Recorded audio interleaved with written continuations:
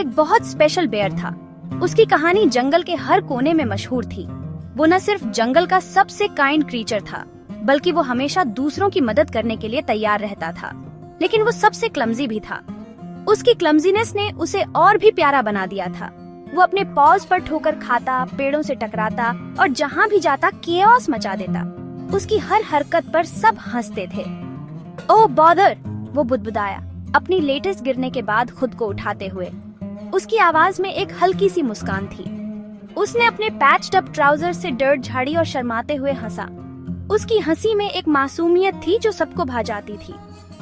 Just another day in the life of Barnaby Bear, उसने कहा, जैसे कि ये सब उसके लिए आम बात हो। अपनी क्लमजीनेस के बावजूद बार्नबी हमेशा चीयरफुल रहता था। उसकी पॉजिटिविटी ने उसे सबका फेवरेट बना दिया था। वो जानता था कि एक स्माइल और एक सॉन्ग सबसे उदास दिन को भी ब्राइटन कर सकते हैं। उसकी आवाज में एक जादू था। जैसे ही वो अंडरग्रोथ से गुजरा, उसने एक जॉली ट्यून गुनगुनाई। उसकी टेल खुशी से पीछे हिल रही थी। उसकी हर चाल में एक रिदम था।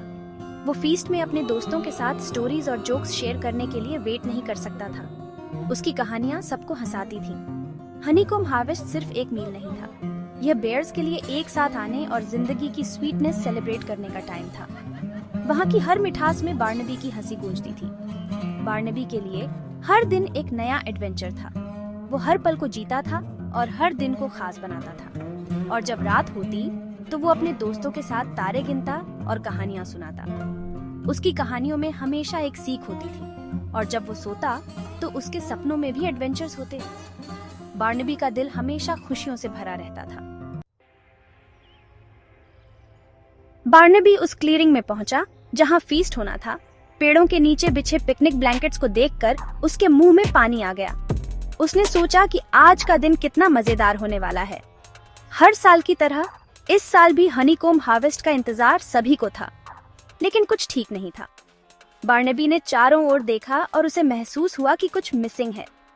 हवा में एक अजीब सी साइलेंस थी और यूजुअल जॉयस चैटर की जगह हश्ड विस्पर्स ने ले ली थी। यह बहुत अनयूजुअल था, क्योंकि इस समय तो सभी बेयर्स खुश और एक्साइटेड होते थे। दूसरे बेयर्स वरीड लग रहे थे। उनके चेहरों पर चिंता साफ दिख रही थी। बार्नबी ने देखा कि सभी के चेहरे पर एक ही सवाल था। क्या हुआ? बार्नबी का दिल बैठ गया। कुछ तो गड़बड़ थी। उसने सोचा कि कहीं कुछ बहुत बड़ा प्रॉब्लम तो नहीं हो गया। क्या हुआ? उसने पूछा। उसकी आवाज थोड़ी कांप रही थी। हनी कहाँ है? उसने सोचा कि कहीं किसी ने मजाक तो नहीं किया।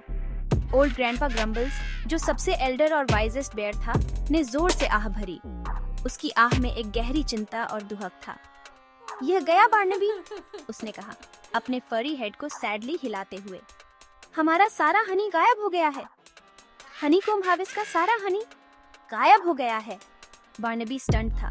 उसने कभी नहीं सोचा था कि ऐसा कुछ हो सकता है। हनी किसने चुराया होगा और क्यों?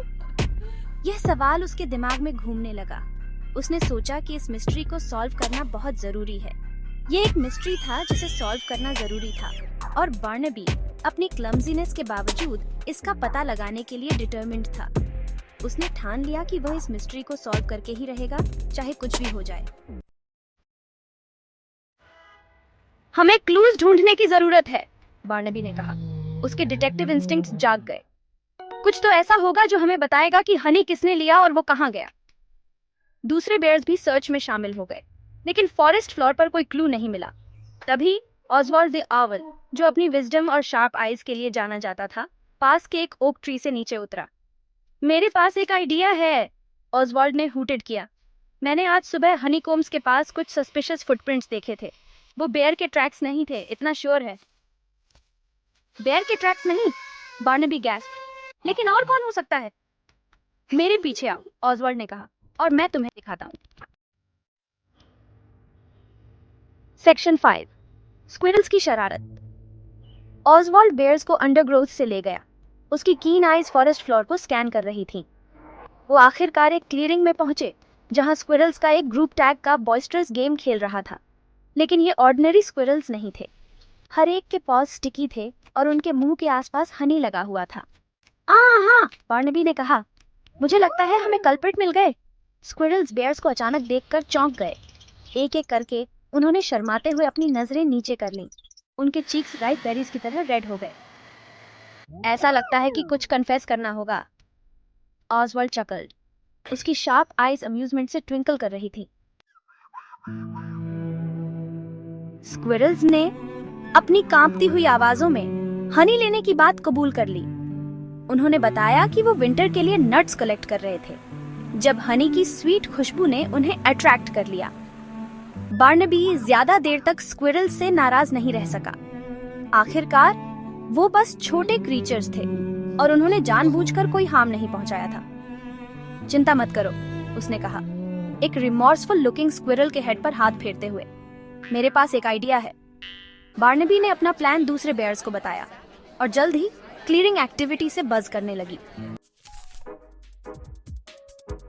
बार्नबी का प्लान सिंपल था, लेकिन ब्रिलियंट। वो जानता था कि स्क्विरल्स चेस के लिए मना नहीं कर सकते, इसलिए उसने एक गेम प्रपोज किया। चलो रेस करते हैं, उसने स्क्विरल से अनाउंस किया। तुम जितना हनी कैरी कर सकते हो रख सकते हो, लेकिन पहले तुम्हें हमसे आगे निकलना होगा। स्क्विरल्स एक्साइटमेंट से उनकी आंखें चौड़ी हो गईं, रेडिली अग्री कर गए और फिर शुरू हुआ द ग्रेट हनी चेस। जंगल हंसी और स्कैम्परिंग पॉज की आवाज से गूंज उठा। हनीकॉम्ब्स गोल्डन फ्रिस्बीज की तरह हवा में उड़ रहे थे। चेस उन्हें वापस उस क्लीयरिंग में ले गई जहां फीस्ट होना था।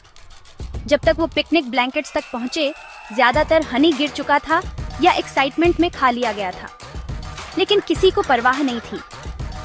बेयर्स को उनका हनी वापस मिल गया था और स्क्विरल्स थके हुए लेकिन खुश एक ऐसी मॉर्निंग बिताई थी जो वो कभी नहीं भूलेंगे।